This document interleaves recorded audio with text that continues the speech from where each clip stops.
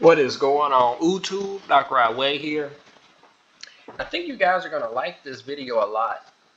And I'm partly making this video because I'm neglecting on doing a KVK video because I don't want to fuck it up for my alliance. I want to give them the best information, so I'm kind of stalling. This is my way of doing it. I got to get that video out this week, 100%. But here it is, Ceroli crisis, right? And I want to actually go over a little bit of everything because, right, I think this event is a lot harder than it has to be because people don't actually understand and read enough. So I'm going to do all of the reading for you, kind of. That's really what it is. Reading is fundamental. If you read and you understand and you apply what you're reading and you critique it, it'll make a whole lot more sense. Now, here's the thing. There's a few of these guys, like, I really don't know what the fuck's going on with this guy, but I'm going to try to break. I understand at most levels how all of the other bosses work. And then I also want to talk about skills because that's another important thing, and I think I'll start with that. So if there was a perfect skill or like role configuration, right, I would say that you need to have one tank, one support, and 3 DPS. Obviously, the tank soaks up the damage. The support can actually make you guys, make the whole team do way more damage. They can also heal in case something goes wrong. That's important, right? And then the DPS obviously does the damage. And I want to talk about some of the skills because I think people don't go for the right ones. For example, right?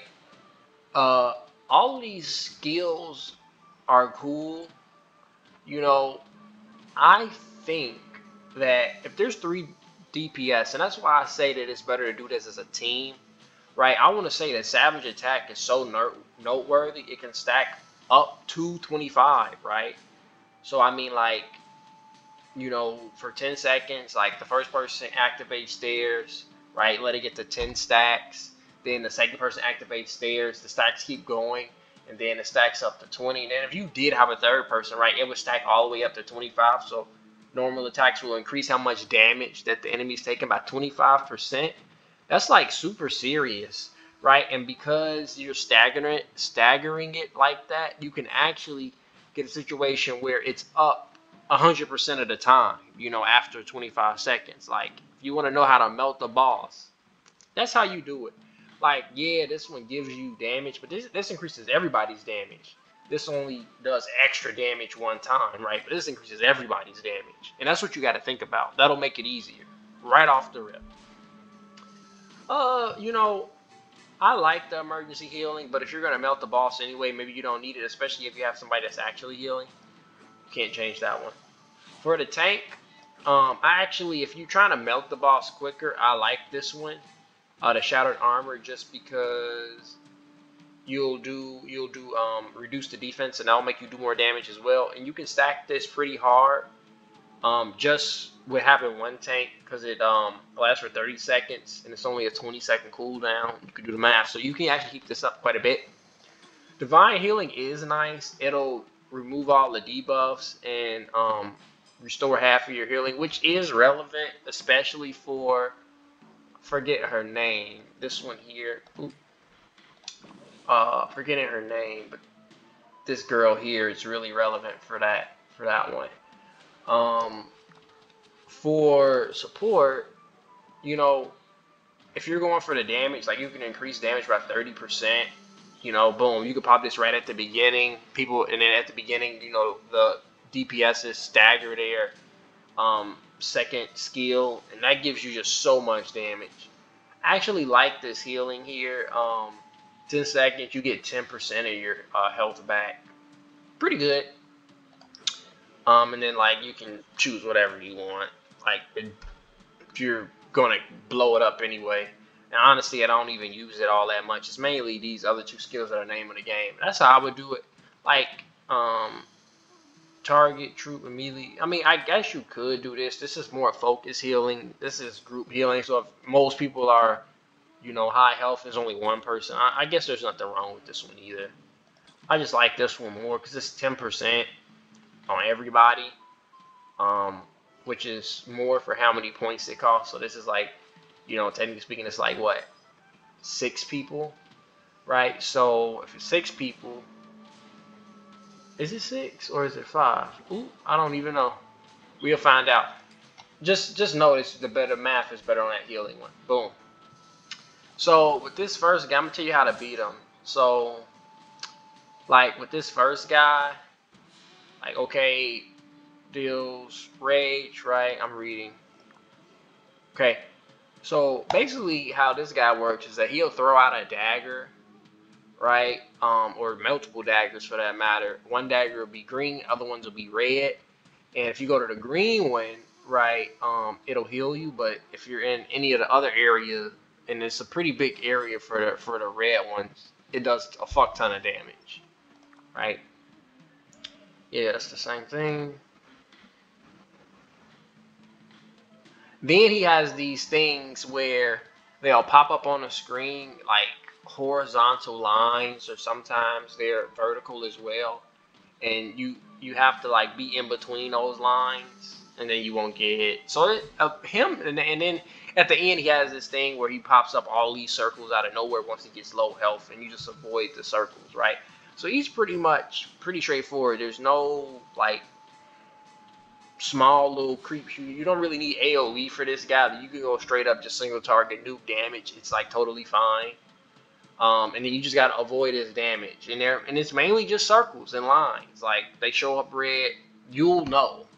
Like so he's actually one of the easier guys to defeat. Like you'll insta know, right, when it's time to avoid damage. It's just people don't for whatever reason move out the fucking way. Okay, Frida's the same way. So with her, you want to have a tank. Yeah, with Frida, you want to have a tank, and then everybody else like literally go to the opposite side, right? Because she has an AoE active skill, right? And then you won't take nearly as much damage. Now, once she takes X amount of damage after a certain amount of time, I don't know which one it is, she'll get frozen. Once she freezes, you can't actually do damage to her. She's immune to damage. And then at this point, I suggest just bagging the fuck up. Okay, and then these little minions that come out. So you need a little bit of AoE, kill the minions, and then once she unthaws, she'll like create this ice circle around her, and it does some serious damage.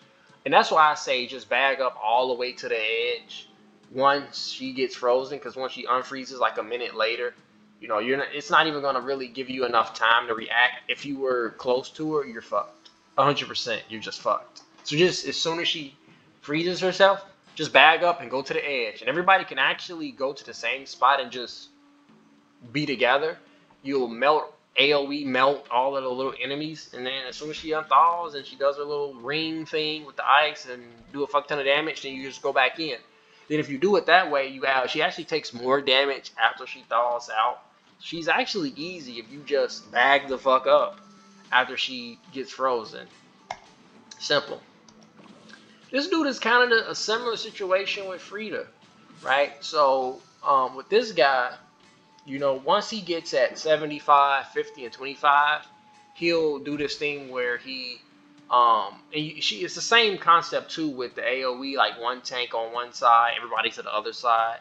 You don't really need AoE for him. He summons one minion and he goes impervious to damage just like Frida does, and you have to kill this minion.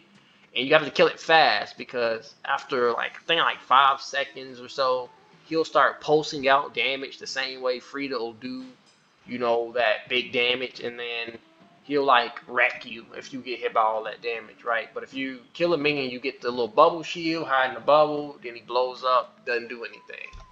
And then like I think he does more damage when he's low, right?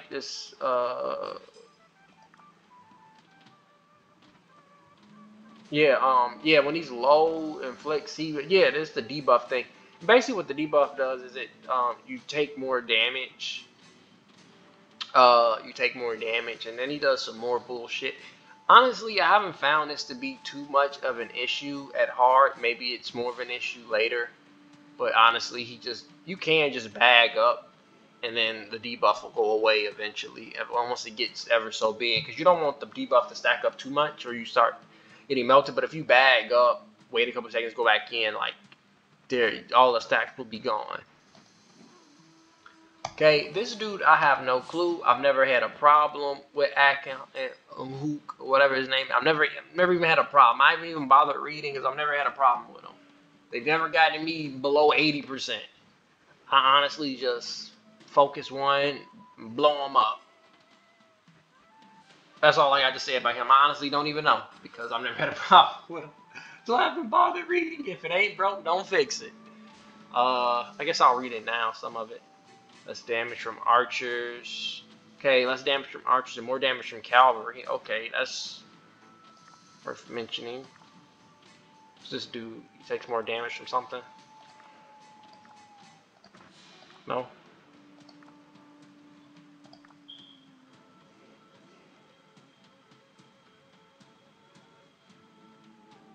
Okay, I'm not even gonna bother reading. I'm not a problem with him. Fuck it. Now this, I'm not gonna use any bad words to talk about females, but this female right here, man, oh my god. Okay, so she has two forms, club and spear. In spear form, she'll put this insane debuff on you that'll make you take like hella damage, right? So the spear form puts the debuff on you. Nothing happens. It's just the debuff. Then when she switches forms and hits you with her active skill in the spear form, I mean in the club form, she will Shrek your health if you still have these debuffs on you. So what is when she switches, all I do is bag the fuck up and wait for the debuff to run away. Right? I would use Cav for this. She has the same thing where you know you want to have one tank on one side, and everybody else on the other side, so you don't take damage in. Like maybe it's worth having two tanks so y'all can switch aggro. I mean, I guess I don't think it really matters. Maybe two tanks would be nice just because, let's say, one tank has that debuff because they've been tanking. You can actually switch tanks and it'll hit the other tank, and that tank doesn't have any debuffs on it because it hasn't been getting hit by the AoE, right? I think that's noteworthy, and in that way you don't have to like run like a chicken with its head cut off because you're trying to avoid getting like Shrek by her, right? I think that's noteworthy. Okay, and then that's pretty much the name of the game. And as far as the shop go, like even though it's gonna take like a hell of a long time to actually get Kira to a really good spot, I think it's worth getting Kira. She'll help you out in Ceroli Assault. And then she's actually not that bad of an archer commander. And for a free to play, she's pretty good in Canyon because you want the AoE, right? There's not very many AoE archer commanders. I mean, I guess there's quite a few yet. YSG that's coming up. You got Kusunoki, and her. I mean, but like, you know, you don't got very many in the early game at least. So you can actually use her free to play. It's gonna take you a while, and by the time you probably got enough to like use her, maybe you got other options. But whatever. It's long term. Because what else are you gonna fucking buy in here? Like, okay, fine. I would not argue with you if you bought the materials. I'm not even going to argue with you on that. Like, that's actually pretty good. Some people buy these things. I guess it's just for fun if you like that type of thing. I guess if you're gunning for the gold keys, whatever. I wouldn't buy resources. It's really just the materials, the gold key, XP maybe. No, I'll do the sculptures after the gold keys and materials for sure. So I mean, like that's what I would buy. Just to let you know, I've completed everything on normal once, and then I've done two hards. Right, so I've done this event 3 times, and I've spent like every dime on Kira, and this is where I'm at. Right, so there you go. I mean, I think she's going to be pretty good. Like, even just to knock out barbarians or whatever, like, and then the bonus damage to scenario, like this is like once you get her to 5511, I would probably start using her in Ceroli. I mean, because that is like quite a bit of fucking damage, like quite a bit. But that's what I'm doing. You know, trying to make it a 15-minute video. Listen here, I'm gonna start shouting out my alliance at the end of every video. Legion 3 for life. I love them. I'm never leaving. I promise you, I'm never leaving. I love Legion 3. I love you, YouTube. You're a master governor. See you in the next video.